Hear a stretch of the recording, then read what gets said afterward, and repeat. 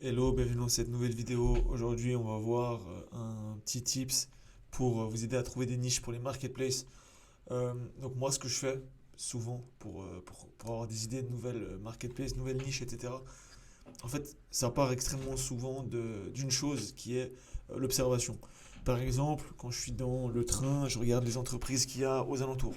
Quand je suis dans le bus également, quand je suis dans la voiture aussi, quand vous êtes en ville, en campagne, il y a toujours des business différents. Vous regardez les pancartes de pub, etc. Et en fait, il faut essayer, d'après moi en tout cas, d'aller dans tout ce qui est de plus loufoque, de pas normal en fait, dans le sens où tout ce qui est, tout ce qui est trop basique, trop logique, les gens l'ont déjà fait. Par exemple, prendre l'exemple de la plomberie, vous êtes sûr que si vous faites une marketplace sur les plombiers, vous êtes sûr qu'il y a au moins déjà un concurrent minimum dans chaque ville, parce que c'est beaucoup trop classique en fait, c'est beaucoup trop logique. Par contre, vous avez vraiment des fois des business auxquels les gens ne pensent pas. Et bah, c'est sur ce genre de business qu'il va plutôt falloir essayer de partir.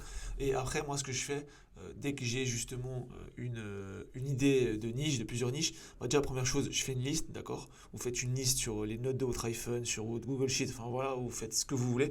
Vous faites une petite liste et après, vous allez justement les analyser en gros. Donc, pour une analyse plus en profondeur, il y a la formation gratuite que j'ai faite dans laquelle il y a vraiment une grosse vidéo qui explique comment justement analyser différentes niches. Donc le lien, il est juste justement en description pour vous inscrire. Et il y aura toute une grosse vidéo à ce propos-là.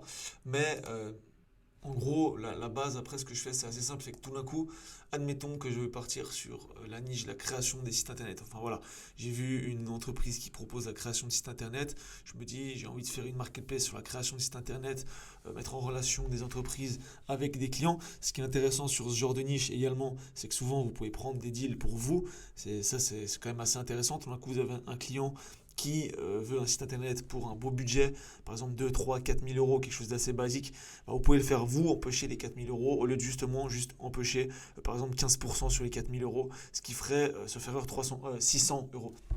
Donc là par exemple, si on veut partir sur la création de site internet en France, on va mettre ici France, là on va mettre création site internet. Donc honnêtement, moi je sais plus quel outil recommander entre SEMrush et Ubersuggest. Les stats sont tellement différentes. Et là, on a fait des tests ces dernières semaines sur différentes niches qu'on a faites dans différents pays, etc., pour analyser la différence entre SEMrush et Ubersuggest, parce que ils ont vraiment des chiffres complètement différents.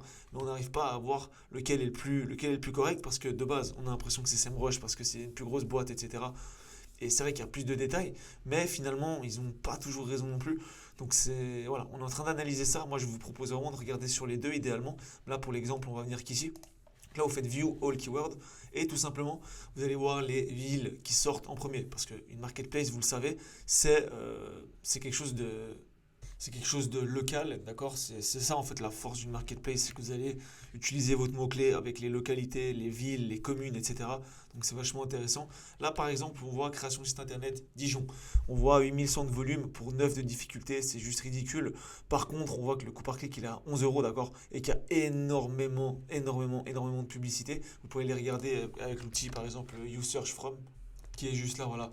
Vous mettez ce que vous recherchez, le pays dans lequel vous le recherchez, la langue. Là, vous mettez ad testing pour voir les publicités et la ville, etc. Donc là, vous mettez Dijon, par exemple, etc. Et vous mettez chercher.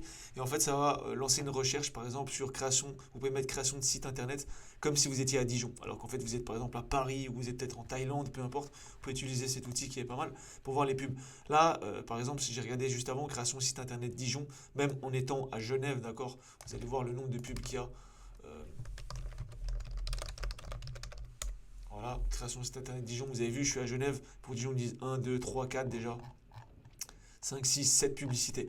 Moi, personnellement, c'est le genre de niche que je focus pas du tout parce qu'il y a trop de pubs et ça va être beaucoup trop compliqué, vous bouffer beaucoup trop de trafic. Donc, moi, personnellement, ça, je laisse tomber.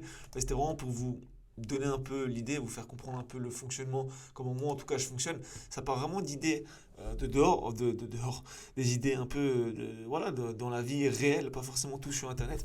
Et vraiment essayer de trouver des trucs un peu loufoques. Création de site internet, c'est beaucoup trop classique, d'accord. C'est beaucoup trop classique. C'est pour ça qu'il y a 50 000 entreprises qui le font et qu'il y a 50 000 pubs.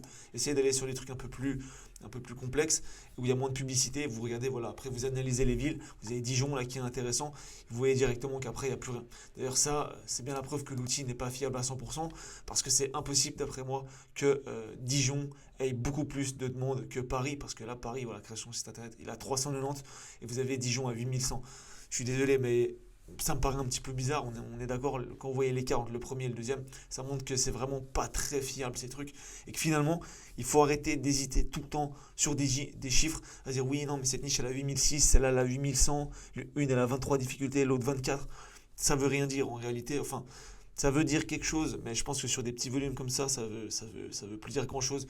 Donc il faut arrêter d'hésiter, de trop analyser. Il faut vraiment foncer. De toute façon, le but, c'est de faire une marketplace en 10 heures max de taf. Donc finalement, vous en faites, si vous êtes à 100%, en tant qu'entrepreneur, vous pouvez en faire 6 quoi. Si vous faites 60 heures par semaine, vous en faites 6 par semaine sans aucun problème. Ça vous permet de faire des tests. Donc il faut arrêter d'hésiter, il faut foncer. Maintenant, vous avez vu un peu comment comment on fait pour trouver des niches pour créer des nouvelles marketplaces. N'hésitez pas à lâcher un petit like, un petit commentaire, me donner des idées de vidéos si jamais il y a des sujets que vous voulez que je traite. Et on se retrouve très vite. Allez, salut!